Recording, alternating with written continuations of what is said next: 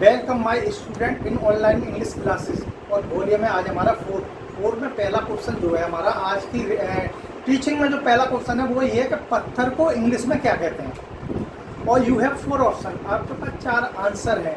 पहला है mention, MENTION, क्या पत्थर को मेंशन बोलते हैं। वहीं सेकंड है स्टोन, STONE, क्या पत्थर को स्टोन बोलते हैं। थर्ड है कॉमेट, COMET। और फोर्थ है पायर, PYRE, क्या पत्थर को पायर बोलते हैं। तो जल्दी से कमेंट बॉक्स में आप बताइएगा आखिरकार पत्थर को बोलते क्या हैं।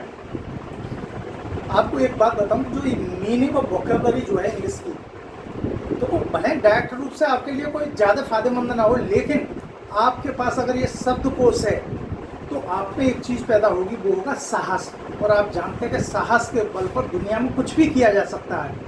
मतलब एक जो तिनका होता है वो पहाड़ से भी लड़ सकता है, बशर्ते उसमें साहस हो। तो जो आप में जो इंग्लिश की वोकैबुलरी होगी वो साहस पैदा करेगी। जब आप कभी इंटरव्यू में जाएंगे, एग्जाम देने जाएंगे या एकेडमिक एग्जाम देंगे और आपके पास बढ़िया शब्दकोश हैं, तो आप अपनी शैली को, अपनी लिखने की प्रैक्टिस को इस तरीक़ा से प्रेजेंट कर सकते हैं कि सामने वाले पर अच्छा प्रभाव पड़े, टीचर पर अच्छा प्रभाव पड़े, जिससे आपके मार्क्स जो है ऊपर जाएंगे। वहीं व्यापार में भी आप कोई मीटिंग अटेंड करते हैं और आपका बढ़िया शब्दकोश है, वोकैबुलरी है, तो आप अपनी बात को अच्छी तरीक़ा से रख सकते हैं। तो आते हैं हम हमारे जो पत्थर को आखिर इंग्लिश में बोलते क्या हैं। तो आपने देखा होगा पहला ऑप्शन है मेंशन। तो आपने देखा होगा ज़्यादातर डॉक्टर लोग जो हैं वो मेंशन शब्द का प्रयोग करते हैं। मेंशन शब्द जो है उसका अर्थ होता है उल्लेख, किसी चीज़ को उल्लेख करना या उल्लेख की हुई वस्तु, मतलब राइटिंग जो होती है, लिखावट जो होती है वो उल्लेख की हुई। तो जो मेंशन का आंसर होता है वो होता है उल्लेख। हिंदी में हम मेंशन को उल्लेख बोलते हैं, तो पत्थर को इंग्लिश में मेंशन तो कहेंगे नहीं। वहीं दूसरा ऑप्शन है आपके पास stone, second option is stone, क्या आप पत्थर को हम स्टोन बोलते हैं। Yes, this is right answer, हम पत्थर को इंग्लिश में स्टोन बोलते हैं। वहीं थर्ड ऑप्शन है आपके पास कॉमेट, क्योंकि हमें पत्थर को इंग्लिश में क्या कहते हैं ये तो हमें क्लियर हो गया, लेकिन ये दो वर्ड और हैं हमारे पास, यानी कि जो थर्ड ऑप्शन है और फोर्थ ऑप्शन है उसको भी हम जान लेते हैं आखिर क्या कहते हैं। क्योंकि यहाँ पर नहीं तो आगे की सीरीज में आपके एग्जाम में और आपके जीवन में ये काम आने वाले हैं। आप यकीन मानिए कि ये जरूर एक ना एक दिन काम आएंगे। तीसरा कॉमेट, COMET, कॉमेट। कॉमेट आखिर क्या होता है तो वो आपको बताऊँ। कॉमेट जो होता है, जैसे स्टार होते हैं, तारे होते हैं, इसी तरीक़ा से उच्छल तारा जो होता है उसे इंग्लिश में हम कॉमेट बोलते हैं। चौथा ऑप्शन है आपके पायर। पायर शब्द जो है वो ज़्यादातर हिंदी में आपने बहुत सुना होगा, लेकिन इंग्लिश में पायर शब्द जरा अजीब सा लग रहा है ना। PYRE, pier. पायर जो होता है वो होती है चिता। अब आते हैं हम अपने सेकंड क्वेश्चन पर। सेकंड क्वेश्चन भी आपके जीवन का बहुत बड़ा भाग है, वो है मस्जिद। मस्जिद को क्या बोलते हैं इंग्लिश में। आखिर मस्जिद को इंग्लिश में कौन सा वर्ड यूज किया जाता है या कौन सा मीनिंग है। तो मस्जिद जो है वो उसका पहला ऑप्शन है आपका टेम्पल।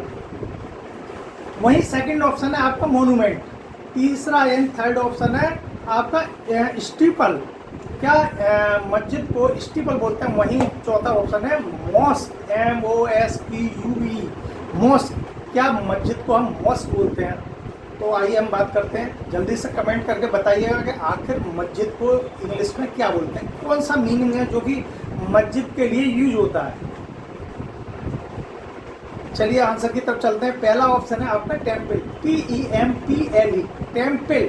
तो टेम्पल को तो मैं समझ रहा हूँ कि हिंदुस्तान में, ज़्यादातर हिंदुस्तान में नहीं यार पूरी दुनिया में टेम्पल को तो सभी जानते हैं। टेम्पल जो मीनिंग है वो जनरल भाषा में आ चुका है, हिंदी में भी आ चुका है एक तरह से। वो टेम्पल मतलब मंदिर। मंदिर जो होता है उसको हम इंग्लिश में टेम्पल बोलते हैं। सेकंड ऑप्शन है मोनूमेंट, ये आप स्टडी करेंगे, हिस्ट्री की स्टडी करेंगे या एग्जाम देंगे तो इस शब्द का प्रयोग बार बार होगा। मैं आपको पहले ही बता रहा हूँ कि जीवन में ये वर्ड है जो आपको हर जगह मिलेंगे। मोनूमेंट, मोनूमेंट का मतलब होता है स्मारक। स्मारक जो होते हैं उनको हम इंग्लिश में मोनूमेंट बोलते हैं। वहीं तीसरा शब्द है आपका स्टीपल, STEEPLE, स्टीपल। आखिर स्टीपल क्या है तो आपको बता दूं, स्टीपल जो होती है वो होती है मीनार। मीनार को हम इंग्लिश में स्टीपल बोलते हैं। अब हमारे पास बचता है चौथा ऑप्शन, क्या मस्जिद को मॉस्क कहते हैं? MOSQE। तो दिस इज राइट आंसर। मस्जिद को हम मॉस्क बोलते हैं, MOSQE।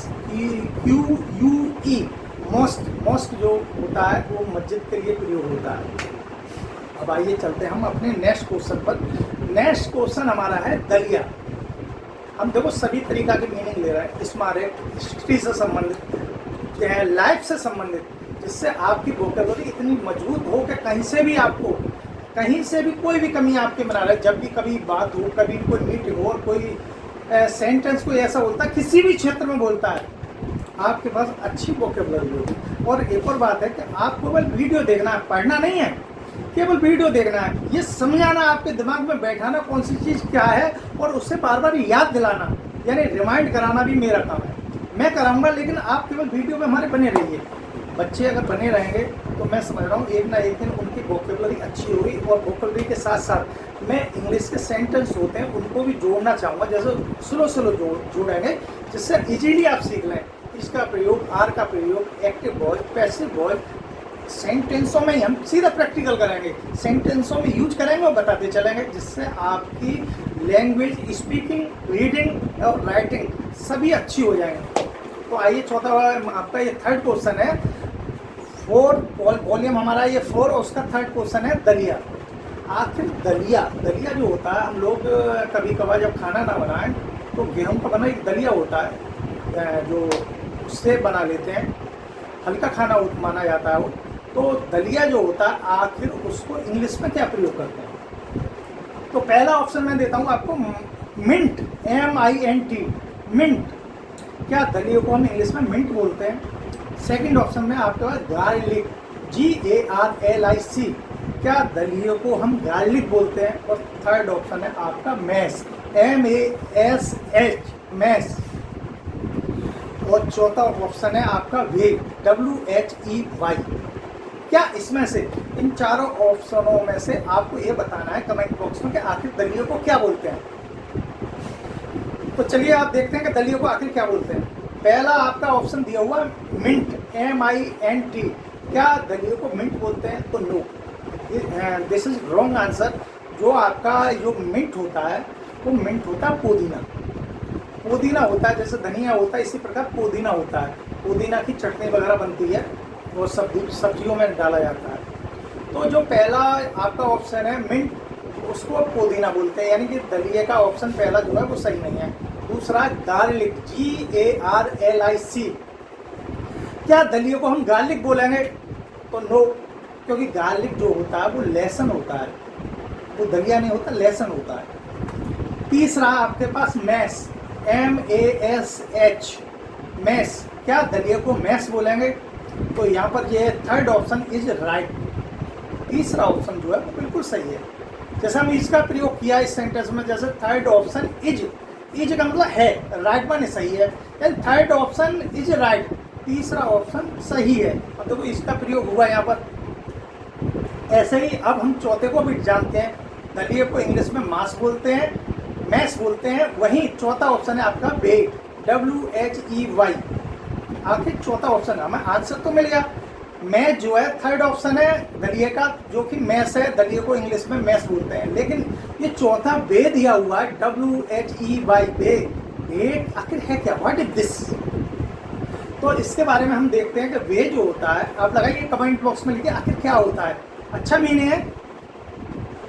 आपको ये बता दूं कि वे जो होता है वो मिल्क से संबंधित होता है। मिल्क से कर्ड होता है, कर्ड बनता है, और कर्ड के बाद जो कर्ड से निकल के आता है वो वे होता है। अब तो लिखिए कमेंट बॉक्स में, वे जो होता है WHEY, वे जो होता है वो होता है मट्ठा।